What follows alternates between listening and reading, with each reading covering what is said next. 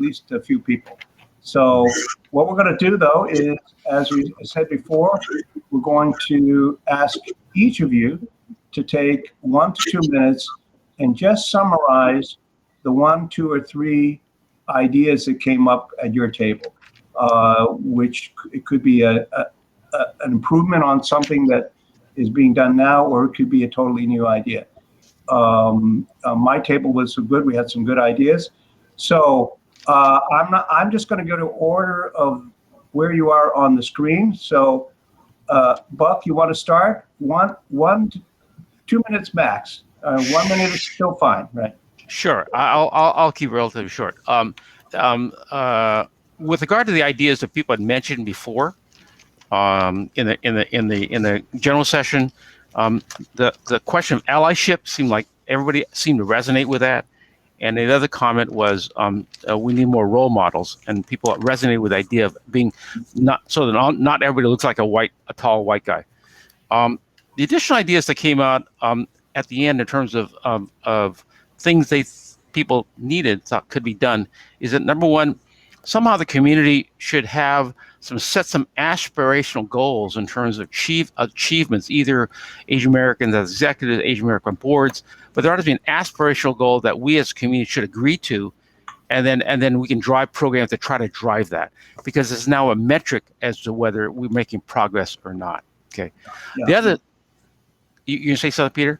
Oh no, you're right, because there are no specific goals currently, right? Yeah, and there are good examples of that. The Asian American general councils, GCs had a goal like this, and they said, ought to be, I forget the number, but they said need to be like 5 more in the next 5 years or something. Ascend is trying to set up a goal like that. 10 by 25. They want to say 10% of directors should be Asian American by 2025, and drive to that. So something like that. Okay. The other good idea we thought was that came out was a comment that one director, marketing director, said, there's no one here at my company who can mentor me. So there ought to be some organization where people who find themselves in that situation there ought to be an organization where you can find mentors, okay, right, who can help mentor them. Right. So mentorship is great, but what do you do when you can't find any? So there ought to be some sort of organization that does that, okay? And we thought those were good ideas. Oh, those are very good. And there wasn't enough time to talk about all that stuff, but no, obviously we'll have follow on for this, because we also ran out of time. But it's good, because there are more ideas, and so that means we can follow up.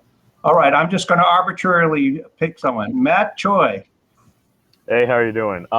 So our tables got combined with Linda and Anthony, and I sat with Professor Morris's table. And I think one of the ideas that came up that was very interesting is that, of the 5 pillars that you mentioned, government, laws, family, corporations, and nonprofits, we want to focus on the fact that, within the family and community, we're going to promote, everything kind of starts when you were a kid. So we want to promote kids to be more diverse. And we believe that by reshaping the way that people view Asians in prominent positions through media, getting elected in government, encouraging people kids not just to study, but also be involved with drama classes, running for student government, and being more kind of omnipresent within kind of their community and how they're raised is one way of us being able to, kind of like change the perception, both in the media and in government, of how people perceive Asians, and that this is what the prototypical leader could look like. That's one idea. And I don't want to take up the other ideas. Images start even at an early age, right? People's perceptions. Go ahead. Oh, I said I don't want to take the other ideas that Linda and Anthony made, because we're all at the same table. Well, we'll rotate though. Anthony, so you're at that table. So what did Matt not summarize? Actually, I had a very similar thought. Let me just take a step back. We touch on a wide range of topics, but if I had to pick the best idea, I do think it's similar to what Matthew just touched on.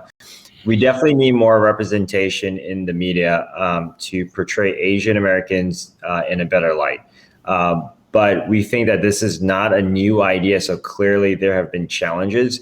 One solution that we socialize within our group is to just figure out how to encourage kids to pursue non-traditional careers. I think the C100 series has been touching on a number of these ideas, and it's figuring out how to get them to pursue careers in politics, drama, the arts, etc. But figuring out how to persuade parents to let their kids pursue those non-traditional careers is definitely a problem area. We didn't get into the solutions for that, but I think that's something we need to explore more. Actually, that's a very good point, because traditionally Asian families, at least previous generations, had a pretty narrow view of what an acceptable career was. I won't tell you what my father thought was an acceptable career, but it wasn't investment banking. That's for sure. Linda, you were at the same table with Matt and Anthony. So anything you would add that they missed or you want to embellish? We can't hear you, Linda.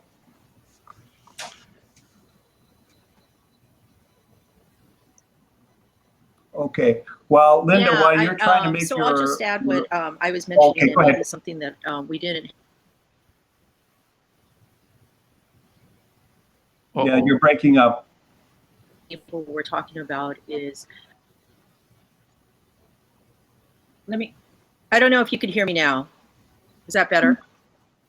Yeah, you're fading in and out. Okay. Let me move on to just someone say else, that- and then we'll come back to you. Okay, and see if you can get your mic to work a little better. Jeff, you're up. Sure. So similar position as Matt, Linda, and Anthony. I consolidated my table with Jennifer's. So Jennifer really led the discussion and was really thoughtful.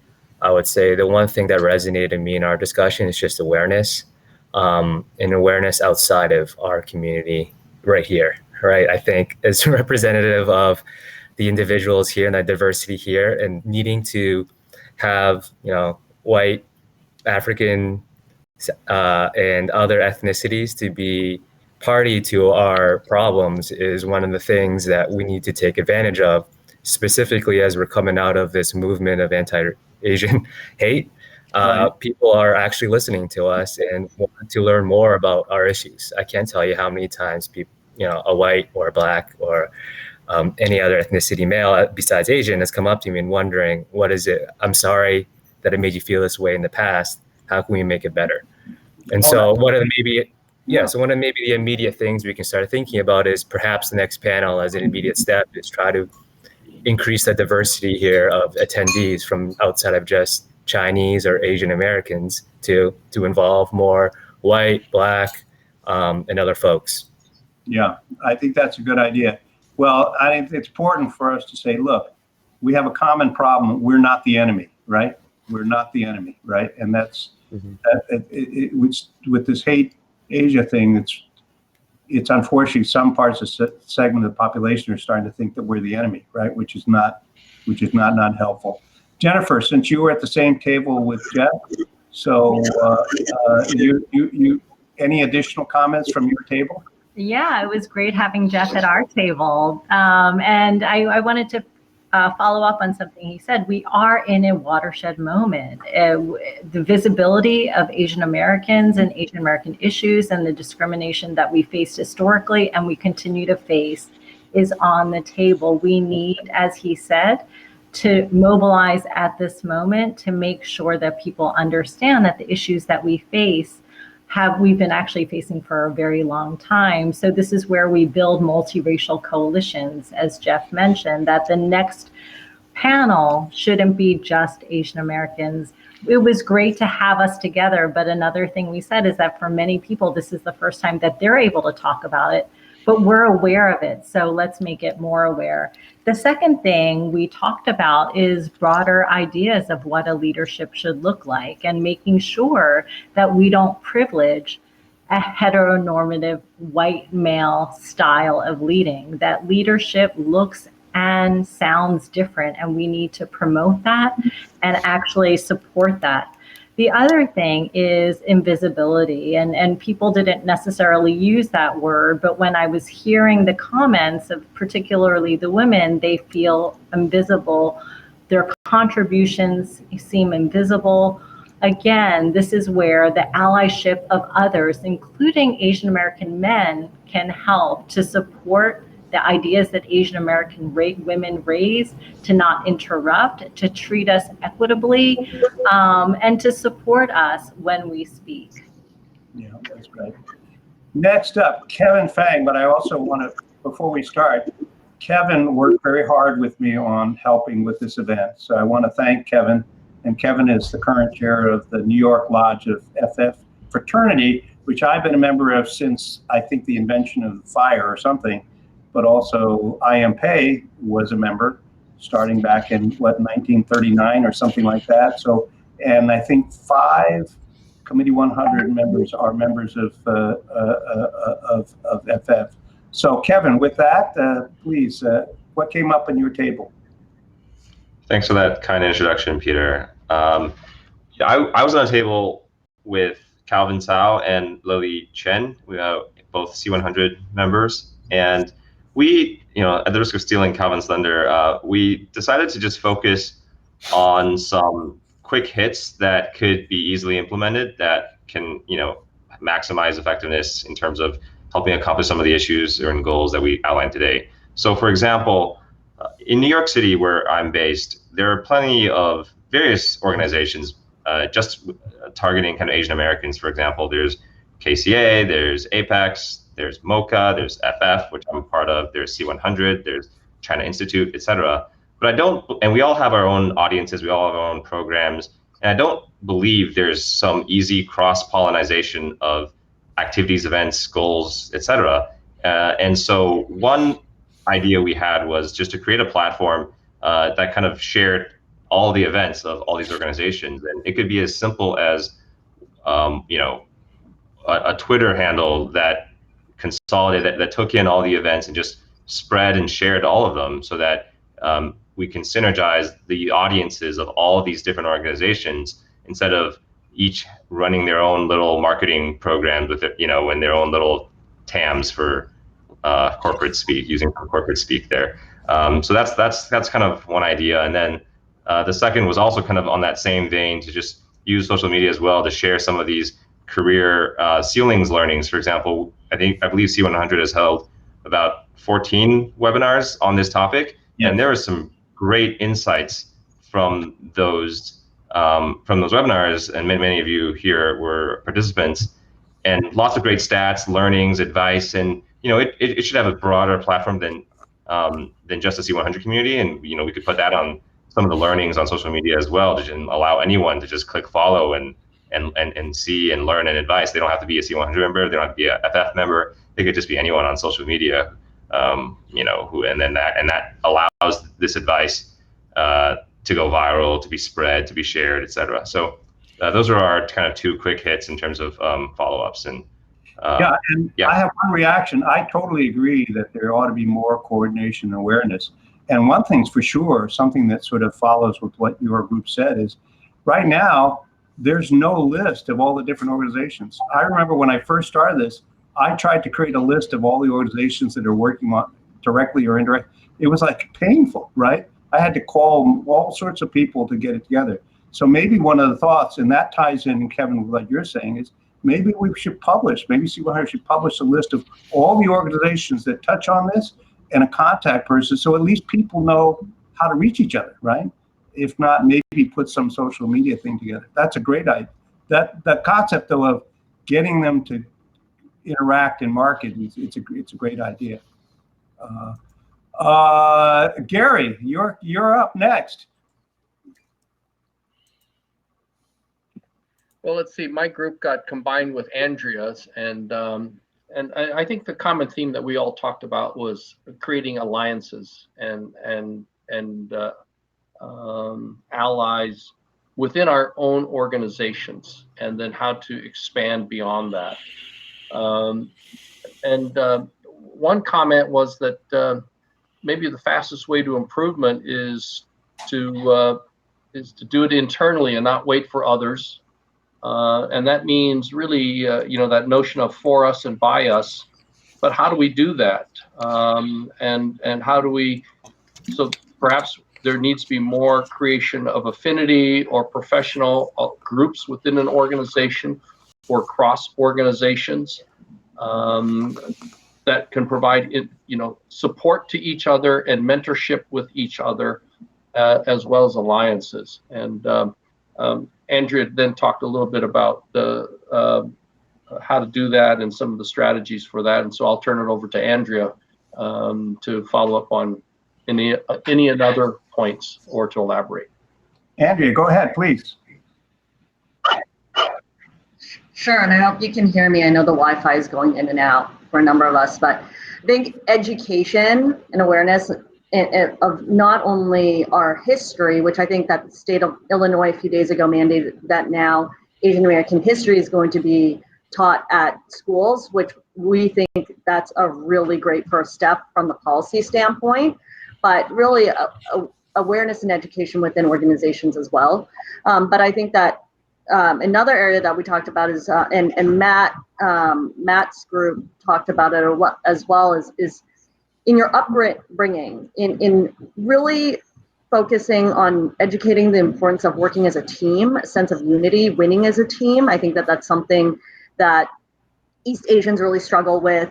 There's a lot of focus on individual competition, right, getting ahead for yourself to get into the best college, to get the best first job. But what we've noticed that within organizations, if you want to mentor and sponsor and champion, or you want to find a mentor and a sponsor, it also starts with yourself. How can you help others like you all get ahead?